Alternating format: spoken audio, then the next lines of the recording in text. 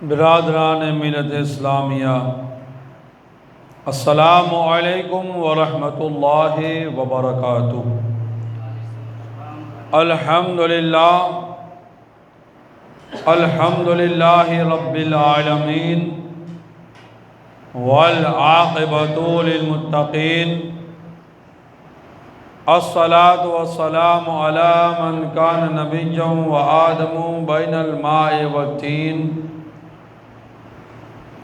الصلاة والسلام علی من کان نبیا وآدم بین الروح والجسد، اما بعد فاعوذ باللہ من الشیطان الرجیم، بسم اللہ الرحمن الرحیم۔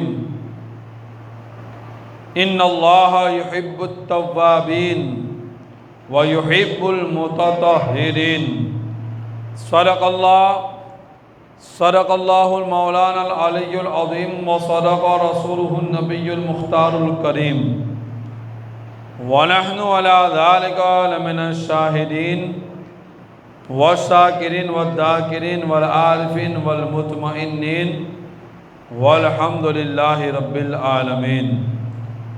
بعد توحید کے مت والو، شمع نبوت کے پروانوں، اولیاء اللہ سے عقیدت و محبت رکھنے والوں، سب سے پہلے ہم آپ مل کر آقائے نامدار، مدینے کے تاجدار، دونوں عالم کے مالک اور مختار، گنبد خضرا میں آرام فرمانے والے آقا، قیامت کے دن ہم گنہگاروں کے سہارا، دائی حلیمہ کے جگر کے پارے، آمینہ کی آنکھوں کے تارے، عبداللہ کے نور نظر، سید الانبیاء، امام الانبیاء، خاتم انبیاء، جان عالمین، فخر عالمین، یاسین و طٰہٰ، جناب احمد مجتبیٰ محمد مصطفیٰ، روح فدا صلی اللہ تعالی علیہ وآلہ وسلم کی بارگاہ میں اپنی سچی اور اپنی پکی غلامی کا ثبوت پیش کرتے ہوئے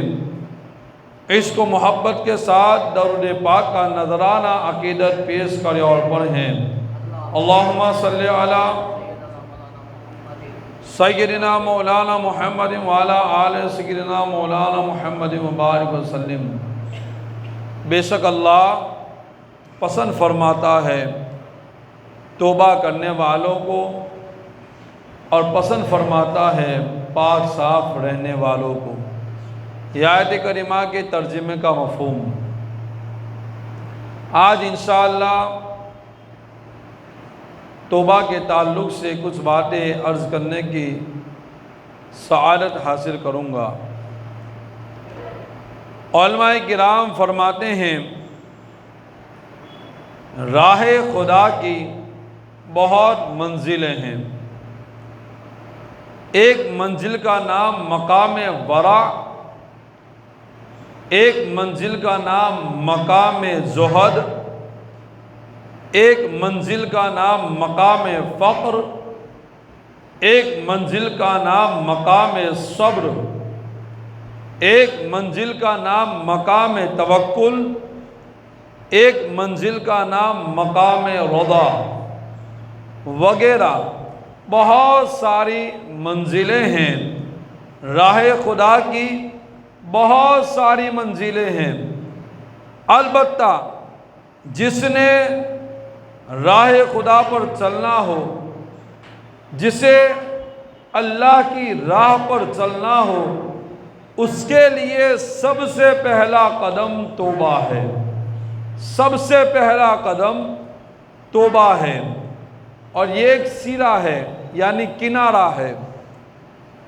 مثال کے طور پر دھاگا الجھ جائے، ڈورا الجھ جائے تو اسے کیسے سلجھایا جائے، یعنی اس دھاگے کو کس طریقے سے کھولا جائے۔ ایک دھاگا الجھ گیا ہے، اس میں گانٹھیں لگ چکی ہے، گروہیں لگ چکی ہے، وہ الجھ چکا ہے۔ اب اس کو سلجھایا کیسے جائے، اس کو صحیح کیسے کیا جائے، تو سب سے پہلے سیرا ڈھونڈتے ہیں، دھاگے کا کنارہ ڈھونڈتے ہیں۔ ہم دھاگے کا چھیرا ڈھونڈتے ہیں، سیرا مل جائے تو الجھا ہوا دھاگا بڑی آسانی کے ساتھ سلجھ جاتا ہے، اس کی گروہیں کھل جاتی ہے، اس کی ساری جو پریشانیاں ہیں یعنی کھولنے کے تعلق سے وہ ساری پریشانیاں دور ہو جاتی ہے۔ ایک معمولی سی دھاگے کے لیے سیرا تلاش کرتے ہیں، کنارہ تلاش کرتے ہیں، ایک کونا تلاش کرتے ہیں، ایک چھیرا تلاش کرتے ہیں جس سے ہمارا الجھا ہوا دھاگا سلجھ جاتا ہے، صحیح ہو جاتا ہے۔ ہماری زندگیاں الجھی ہوئی ہے، دھاگے کی طرح الجھی ہوئی ہے، کوئی پیسے میں الجھا ہوا ہے، کوئی عہدے میں الجھا ہوا ہے، کوئی منصب کی طرف دوڑ رہا ہے، کوئی پریشانیوں میں گرا ہوا ہے، کوئی جاگتی آنکھوں سے خوف میں مصروف ہے، خوف دیکھ رہا ہے، زندگیاں الجھی ہوئی ہے۔ اس الجھی ہوئی زندگیوں کو اگر ہمیں سلجھانا ہے، اس الجھی ہوئی زندگیوں کو اگر ہمیں صحیح کرنا ہے، اس الجھی ہوئی زندگیوں سے اگر ہمیں باہر آنا ہے، اس الجھی ہوئی زندگیوں سے اور اس کی پریشانیوں سے اگر نجات پانی ہے، اگر اس کو سلجھانا ہے تو اس کا سیرا، اس کا کنارہ، اس کا جو چھیرا ہے وہ علماء کرام فرماتے ہیں کہ اس کا سیرا توبہ ہے۔ توبہ ایسی چیز ہے جو انسان کی الجھی ہوئی زندگی کو سلجھا دیتا ہے، توبہ ایسی چیز ہے جو انسان کی پریشانیوں کو دور کر دیتا ہے۔ اور یہ اللہ ہم پر کتنا کریم ہے، اللہ ہم پر کتنا کریم ہے، اللہ کریم کی بڑی کرم نوازی ہے، اللہ کا بڑا کرم ہے کہ اس نے توبہ کا دروازہ ہمیشہ کھلا رکھا ہے۔ آج بھی توبہ کا دروازہ کھلا ہے، کل بھی توبہ کا دروازہ کھلا تھا اور انشاءاللہ ابھی بھی توبہ کا دروازہ کھلا رہے گا۔ یہ اللہ کی بڑی کرم نوازی ہے، اللہ تبارک و تعالیٰ کا بڑا فضل ہے، اس کا احسان عظیم ہے کہ آپ اگر گناہ سے آج بھی توبہ کرنا چاہتے ہیں، اور توبہ کے لیے کوئی وقت مقرر نہیں ہے، نماز کے لیے وقت مقرر ہے، روزے کے لیے وقت مقرر ہے، اور بھی حج کے لیے وقت مقرر ہے، قربانی کے لیے وقت مقرر ہے، ہر عبادت کے لیے وقت مقرر ہے، مگر توبہ کے لیے کوئی وقت مقرر نہیں ہے۔ آپ جب بھی چاہے توبہ کر سکتے ہیں، آپ اپنے گناہ پر ندامت کے آنسو بہا کر اکیلے میں رہ کر بھی آپ توبہ کر سکتے ہیں، تنہائی میں رہ کر بھی آپ توبہ کر سکتے ہیں۔ توبہ کے لیے مسجد میں آنے کی ضرورت نہیں ہے، آپ اپنے نرم بستر پر رات کے اندھیرے میں جاگ کر اور کچھ آنسو بہا کر اللہ کو راضی کرنے کے لیے اپنے گناہ سے توبہ کر سکتے ہیں۔ کوئی ضروری نہیں ہے کہ آپ مسجد میں آئے، آپ یہاں آئے، آپ وہاں آئے، کسی جگہ کی کوئی منتخب چیز نہیں ہے۔ حضرات محترم، کہیں پر بھی آپ توبہ کر سکتے ہیں، کہیں پر بھی آپ اللہ کی بارگاہ میں چند آنسو بہا کر، آنسو ہی نہ صحیح، چہرہ ندامت کا بہا کر، چہرہ شرمندگی والا بنا کر اللہ کی بارگاہ میں اپنے گناہوں سے توبہ کر سکتے ہیں۔ توبہ ایسی چیز ہے کہ اگر آپ کے گناہ آسمان سے زمین سے لے کر آسمان تک بھرے ہوئے ہیں، پھر بھی اللہ تمہارے گناہ معاف فرما دے گا۔ اگر تمہارے گناہ درختوں کے پتوں سے بھی زیادہ ہے، پھر بھی سچی توبہ کرو گے، اللہ تمہارے گناہ معاف فرما دے گا۔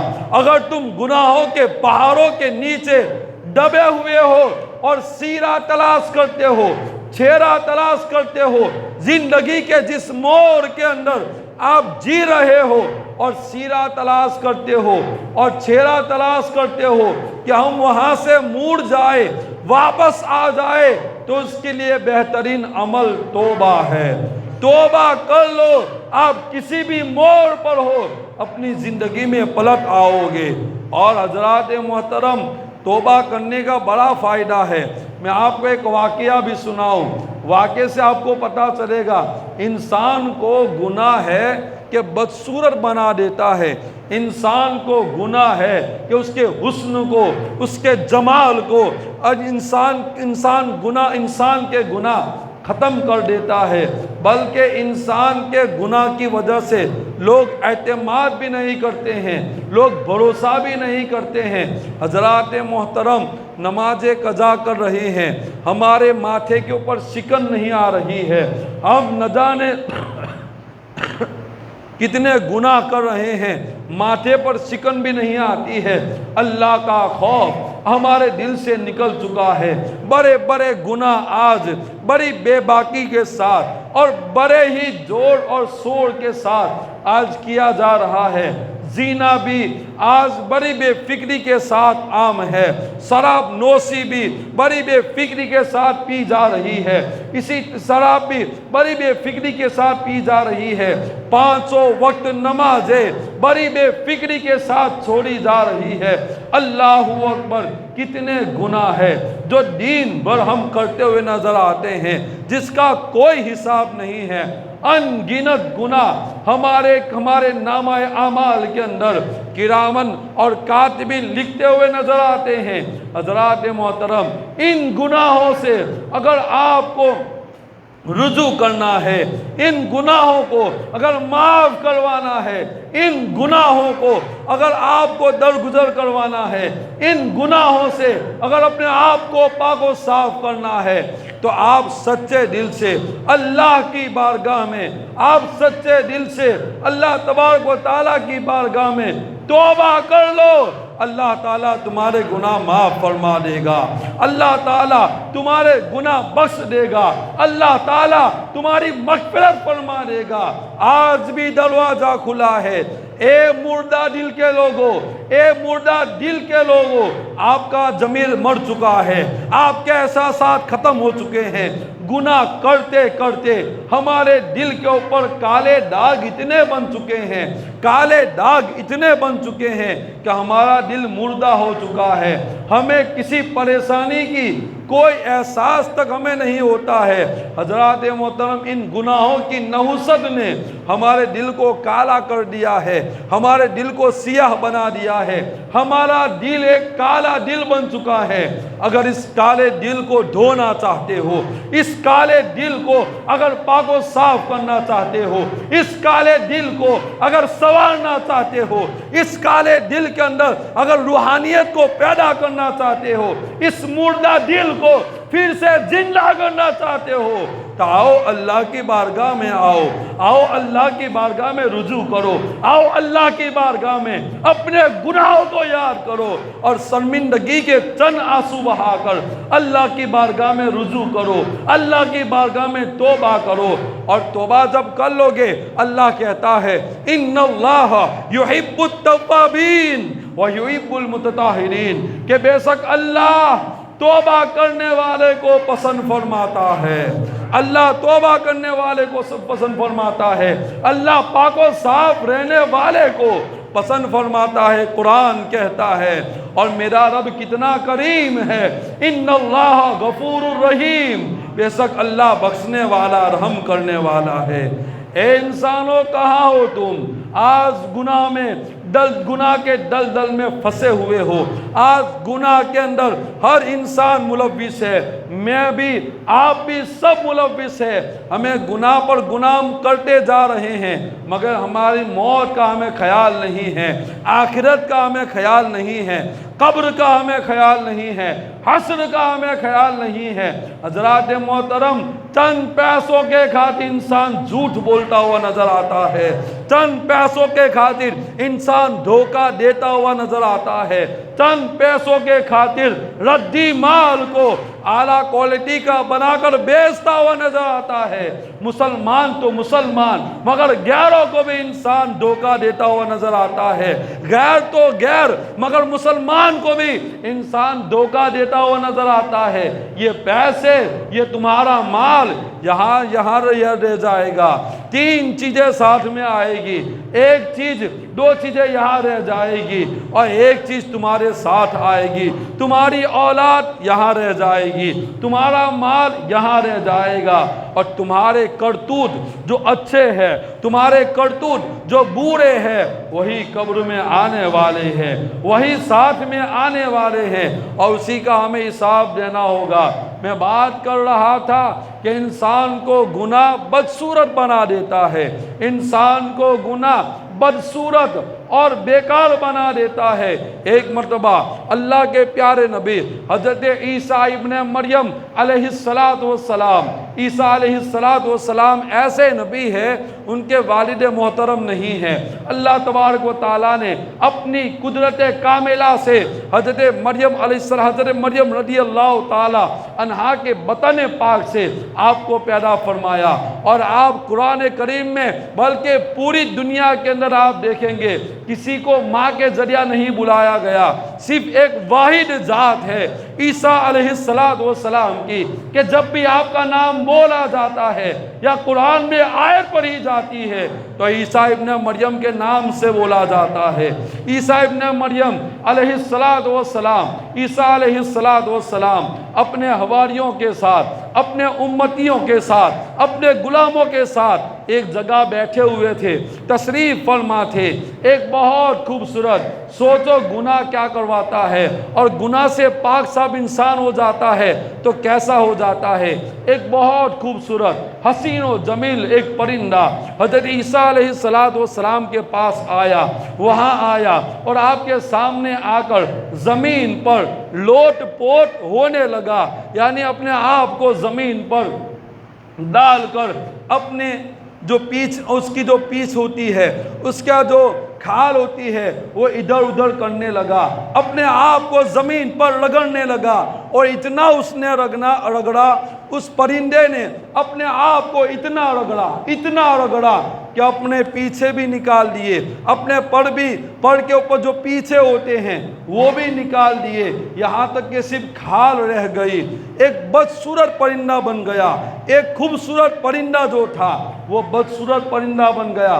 जब ये बात हो गई, अभी भी आप आगे सुने, आगे क्या होता है। ये परिंदा वहाँ से उड़कर एक कीचड़ के अंदर चला गया।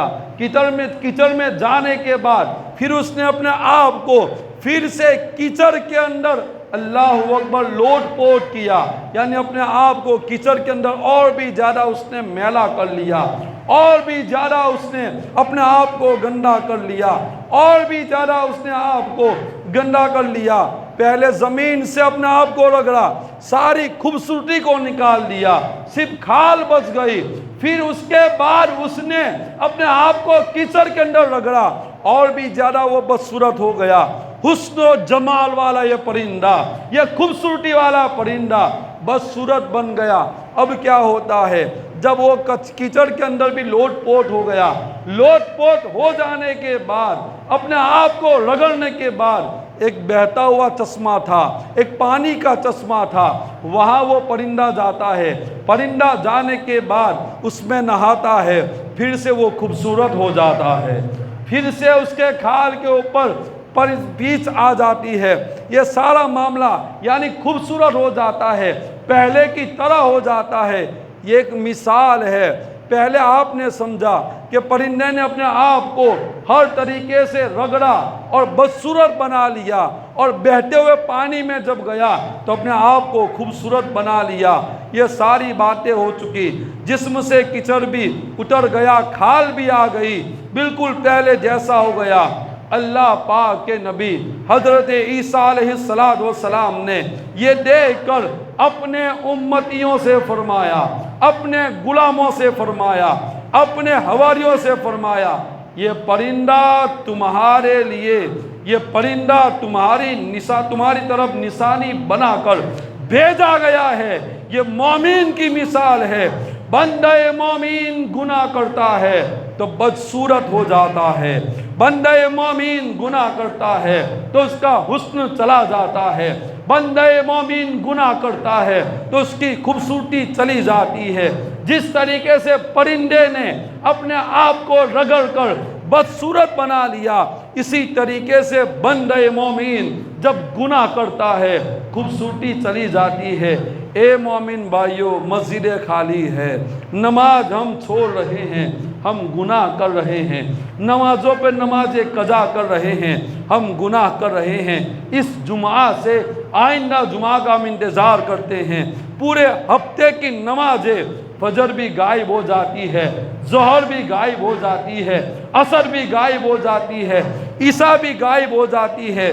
دنیاوی کام کے اندر ہم اتنے مشغول ہیں کہ دن بدن صرف ہفتے میں ایک نماز پڑھتے ہیں، پورے مہینے میں ہم صرف 4 نمازیں پڑھتے ہیں یا 5 جمعہ ادا کرتے ہیں، وہ بھی توفیق ملی تو ملی، ورنہ کبھی کبھی جمعہ بھی غائب ہو جاتی ہے، کبھی 16 دن تک ہم نماز کے انتظار میں رہتے ہیں۔ حضرات محترم، ذرا سوچو، اپنا حساب لگاؤ، ہم کتنا گناہ کرتے ہیں، ہم گناہ پر بھی گناہ کرتے ہیں۔ درود پاک پڑھیں۔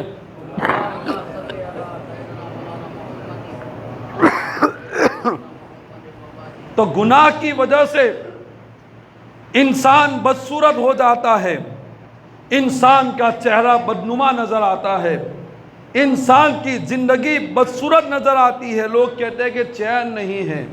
گناہ کرو گے تو کہاں سے چین ملے گا؟ اللہ کہتا ہے الا بذکر اللہ تطمئن القلوب، دلوں کا چین اللہ کے ذکر میں ہے۔ ہم ذکر ہی نہیں کریں گے، ہم عبادت ہی نہیں کریں گے، ہم اللہ کی تسبیح و تحلیل نہیں کریں گے تو پھر چین کہاں سے ملے گا؟ پھر سکون کہاں سے ملے گا؟ لوگ کہتے ہیں اتنا دھندا کرتے ہیں مگر برکت نہیں ہے، کہاں سے ہوگی؟ نمازیں قضا کر رہے ہیں، اللہ کا ذکر نہیں کرتے ہیں، کہاں سے برکت ہوگی؟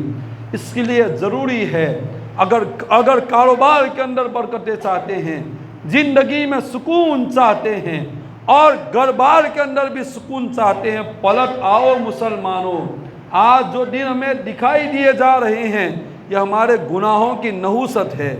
آج جو ہمیں پسمان کیا جا رہا ہے، آج جو ہمیں ہر طریقے سے ذلیل و خوار کیا جا رہا ہے، یہ اپنے کرتوت ہے، یہ دوسروں کا کوئی واق نہیں ہے، یہ ہماری غفلتیں ہیں، یہ ہمارے گناہ ہے کہ جس کی وجہ سے آج ہم ذلت کی زندگی جی رہے ہیں۔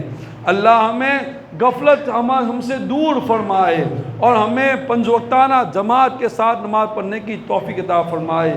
دلوں میں اللہ کا خوف پیدا کرو، جب تم اللہ اس کے رسول کی فرما برداری کرو گے دنیا کی کوئی طاقت تمہیں جھکا نہیں سکتی ہے، بلکہ تمہارا سر ہمیشہ بلند رہے گا، تمہارا اختیار، تمہارا وقار بلند رہے گا، تمہاری شان اونچی رہے گی۔ مگر جب بھی اللہ اس کے رسول کی نافرمانی ہوگی، جب بھی اللہ اس کے رسول اور قرآن کی تعلیم کی نافرمانی ہوگی تو تمہیں پھر غلامی کی زنجیر میں جکڑا جائے گا، پھر تمہیں غلامی کے اندر لیا جائے گا۔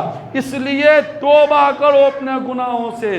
میں بات کر رہا تھا پرندے کی، تو پرندہ جس طریقے سے بدصورت ہوا، اسی طریقے سے مومن جب گناہ کرتا ہے تو وہ بھی بدصورت ہو جاتا ہے، گندا ہو جاتا ہے، پھر وہ توبہ کر لیتا ہے، اللہ تبارک و تعالیٰ اسے خوبصورتی عطا فرما دیتا ہے۔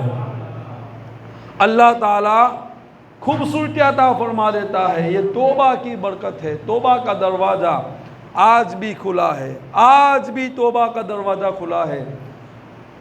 یہ تو توبہ کی برکت ہے، صرف احساس کرنا ہے، تنہائی میں بیٹھ کر سوچنا ہے کہ دنیا میں آیا کس لیے تھا اور میں کیا کر رہا ہوں۔ میرے دن رات کن کاموں میں گزر رہے ہیں۔ میری آنکھیں قرآن کی تلاوت کرنے، قرآن کو دیکھنے کے لیے تھی، میں ان سے کیا کیا دیکھ رہا ہوں۔ رات کے 2 بجے تک، 3 بجے تک جو قوم موبائل چلاتی ہو، گندے منظر دیکھتی ہو، وہ صبح میں کیسے ہو سکتی ہے؟ رات کے 2 3 بجے تک انسان ہے کہ جاگتا ہے، رات اللہ نے سونے کے لیے دی ہے۔ اللہ تعالیٰ خود کہتا ہے اما یتساءلون عن النبأ العظیم الذی هم فیہ مختلفون کلا سیعلمون ثم کلا سیعلمون الم نجعل الارض مہادا والجبال اوتادا وخلقناکم ازواجا وجعلنا اللیل لباسا، یہ رات ہے، وجعلنا اللیل، تمہارے لیے رات کو لباس بنایا، اور بندہ ہے کہ جاگ رہا ہے۔ آج حالت یہ ہے، قرآن کہتا ہے کہ رات سونے کے لیے، پورا دن تھکے ہوئے ہو، کام کیا ہے تو سو جاؤ وقت پر، قرآن کہتا ہے کہ سو جاؤ، اور بندہ ہے کہ رات کو دین بنائے ہوئے ہیں اور دین کو رات بنائے ہوئے ہیں، رات کو پوری رات جگتے ہیں، 2 بجے 3 بجے 4 بجے تک جگتے ہیں اور صبح 10 بجے اٹھتے ہیں، پھر کہتے ہیں کہ روزی نہیں ملتی، تو کہاں سے ملے گی بھائی؟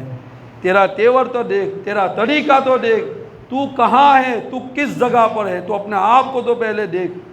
سو جاؤ، مسئلہ ہے عشاء کی نماز کے بعد 2 گھنٹے کے اندر سو جاؤ، یہ مسئلہ کتاب کے اندر لکھا ہے، بہار شریعت کے اندر لکھا ہے کہ 2 گھنٹے کے اندر سونے کی کوشش کرو۔ ہاں جس کی جاب ہے اس کی بات الگ ہے، مگر جس کا کام نہیں ہے ان سے کہا جاتا ہے کہ سو جاؤ، رات میں سو جاؤ، جلدی اٹھو۔ آج صبح کا ٹائم تو دیکھو کتنا لیٹ ٹائم ہے، پھر بھی لوگ فجر میں غائب ہے۔ 6 بجے 6:05 پر جماعت ہوتی ہے، پھر بھی ایک صف مکمل نہیں ہوتی ہے۔ یہ حالتیں ہیں۔ میں بارہا یہ بات بولتا ہوں، کب جاگو گے مسلمانوں؟ کب بیدار ہوگے؟ کب تک جمعہ پڑھتے رہو گے؟ کب تک مسجد میں صرف جمعہ کے دن آؤ گے؟ آؤ، روزانہ آؤ، 5 وقت پر اذان ہوتی ہے، 5 وقت جماعت ہوتی ہے، الحمدللہ 5 وقت آپ کو بلایا جاتا ہے، پھر بھی ہم غفلت میں ہیں، ہم دوستاروں کے اندر، کاروبار کے اندر لگے ہوئے ہیں۔ آج جو دین دیکھ رہے ہیں یہ ہمارے گناہوں کی نحوست ہے۔ اللہ تبارک و تعالی ہمیں اپنے گناہ پر توبہ کی توفیق رفیق عطا فرمائے۔ اللہ تبارک و تعالی کی بارگاہ میں حبیب اعظمی، یہ بہت بڑے مالدار تھے، حبیب اعظمی اللہ کے ولی بنے۔ قصہ بڑا دردناک ہے، وقت نہیں ہے۔ اسی طریقے سے ایک اور اللہ کے ولی حضرت فضیل بن عیاض، یہ کیسے تھے معلوم ہے؟ جس طریقے سے آج بولا جاتا ہے کہ گبر آیا سو جاؤ بچے، یہ آج ایک کہوت مشہور ہے۔ فضیل بن عیاض کے تعلق سے بھی یہ بات کہی جاتی تھی ان کے زمانے میں۔ ماں بچوں سے کہتی تھی کہ بیٹا سو جاؤ ورنہ فضیل آئیں گے، تو خوف کے مارے بچے سو جایا کرتے تھے۔ آج لوگ کہتے ہیں کہ بیٹا سو جاؤ گبر آئے گا۔ اس زمانے میں فضیل بن عیاض کا یہ معاملہ تھا کہ بیٹا سو جاؤ ورنہ فضیل بن عیاض آئیں گے۔ فضیل بن عیاض وہ شخصیت ہے کہ آپ کے راستے پر کسی پر چلنے کی طاقت نہیں تھی۔ جس راستے سے آپ گزر جاتے اس راستے پر کوئی نہیں چلتا تھا۔ آپ کا اتنا رعب، اتنا دبدبا اور آپ کا اتنا پاور تھا فضیل بن عیاض رضی اللہ تعالیٰ عنہ کا۔ وقت نہیں ہے ورنہ پورا واقعہ میں یہاں لے کر آیا ہوں، مگر آپ کو اللہ کا ولی کس نے بنایا؟ حبیب اعظمی کو اللہ کا ولی کس نے بنایا؟ حبیب اعظمی جیسی شخصیت کو بھی اگر کسی نے اللہ کا ولی بنایا تو وہ آپ کی توبہ تھی۔ آپ نے توبہ کی گناہ سے، سود خور حبیب اعظمی، سود کھانے والے بڑے امیر کا نام حضرت حبیب اعظمی، مگر آپ نے سچے دل سے توبہ کر لی۔ توبہ کی برکت یہ ہوئی کہ اللہ نے آپ کو ولایت کا مقام عطا فرما دیا۔ فضیل بن عیاض جیسے ڈاکو، آپ ڈاکو تھے، آپ کی رہزنی بڑی مشہور ہے، بڑے بڑے کانپتے تھے، مگر آپ کو بھی اللہ تبارک و تعالیٰ نے توبہ کی توفیق عطا فرمائی، تو توبہ کی برکت سے آپ ولایت کے مقام پر فائز ہو گئے۔ ایسے کئی واقعات ہیں۔ اللہ ہمیں ان ساری باتوں پر عمل کی توفیق